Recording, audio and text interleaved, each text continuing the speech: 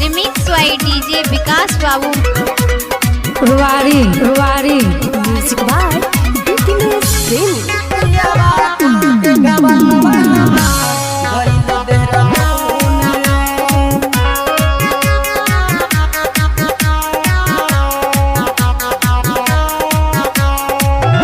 चढ़ली जवानी आके मिले ना सुकून रे, मिले ना सुकून रे।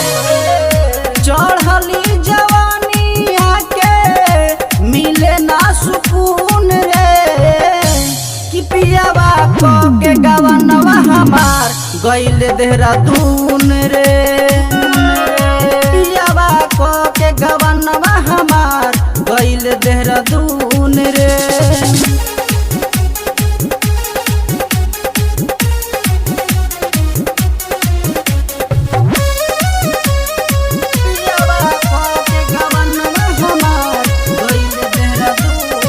क्या नाम है आपका?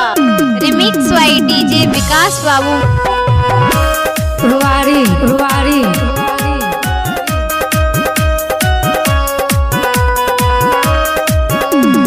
दूसल बापियावा हो पहले बा खेला, छोड़ी के गइले हो हमके अकेला, छोड़ी के गइले हो हमके अकेला।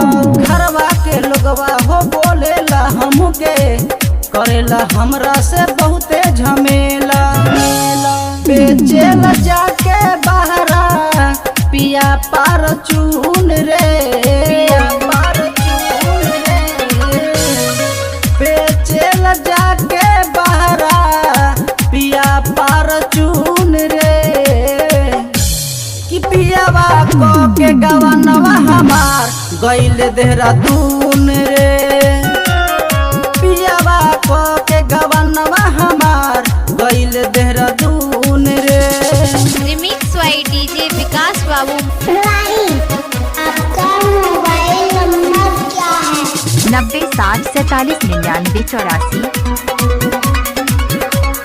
म्यूजिक बाय दिनेश प्रेमी। रुवारी रुवारी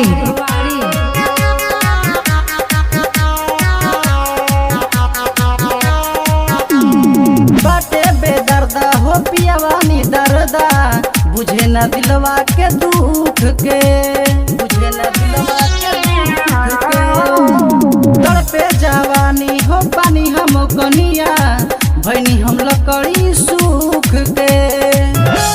जाहिद राज के घर में धैले बधून रे, धैले बधून रे। जाहिद राज के घर में धैले बधून रे, कि पियावा को के गवनवा हमार गइल देहरादून